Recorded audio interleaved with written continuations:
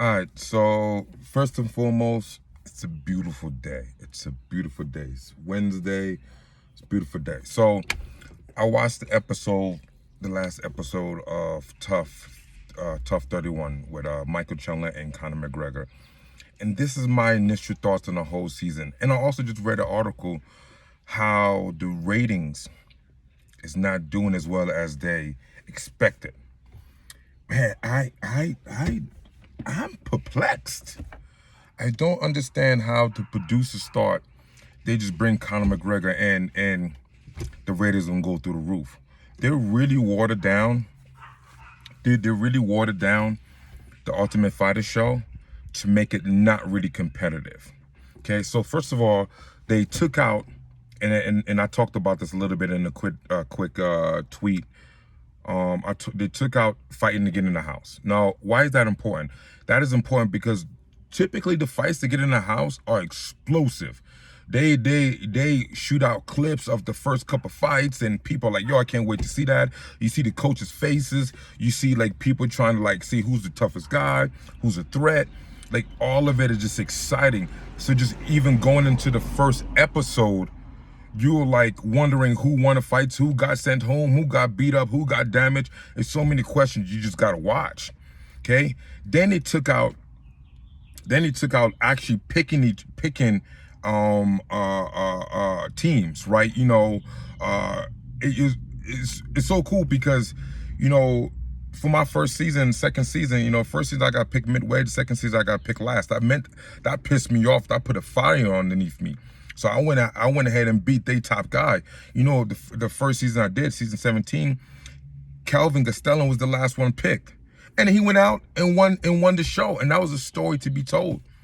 So they took that out and they made like pros and uppercomers, and like none of that really matters because I didn't really know too much of any of them. I'm not like a MMA. I watch MMA. I love it. I watch it a lot, but I'm not sitting here watching every local show, every old school fight. Like I didn't know any of them. I'd rather watch them fight. Then I'd be like, oh man, that guy's really good. And then when they're picking teams, I see what the coaches are looking for, not just picking a whole clump, right?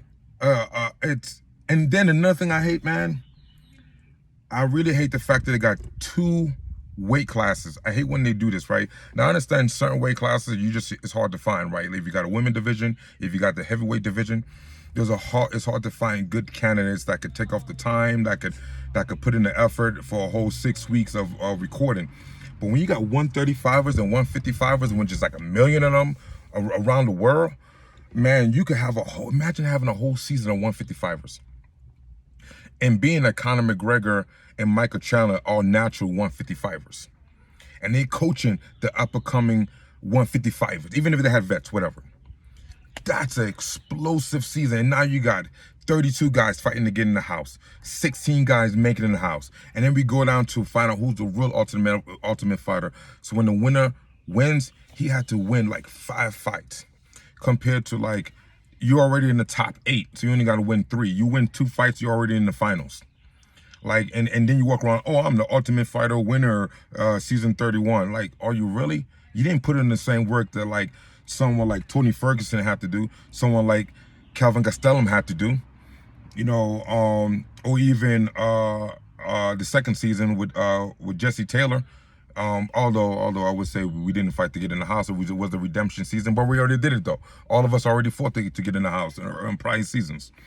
So I really thought they took away from the first episode. They extremely watered it down and they put it on Conor McGregor. Here's the problem I have with Conor McGregor.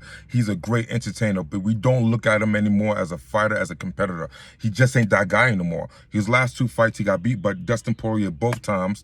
The only fight he won was, Donald Cerrone, which is at the tail end of his career. And then before that, he lost to Khabib. And the worst thing about it, he hasn't even put himself in the USADA pool so he could go fight Michael Chandler. So we thinking, as we watching the episode, watching the season, those two ain't gonna fight.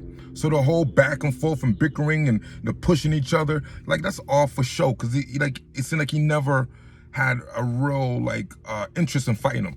From the moment they signed contracts, for the moment they talked about it, he should have put himself in USADA. Now you gotta ask yourself, why didn't he? Either 2 reasons. He's on some shit, or he never really wanted to fight. So then that takes away from the season. I really thought they had some really good bones and foundation for the season, but it's turning out to be probably a weak season, honestly. You know, I mean, they got talent. I'm not shit talking the fighters, but all around, like I lost my the excitement for it. I'm gonna still watch it because, you know, I mean, I do like Conor McGregor. I like Michael Chandler. I'm obviously a Ultimate Fighter alum, and so I'm definitely an Ultimate Fighter fanatic. But like, I really wish they could have killed it, man. They on ESPN, they could have killed it and really blew it up, man. I want Ultimate Fighter to keep going, and maybe my son could get on Ultimate Fighter.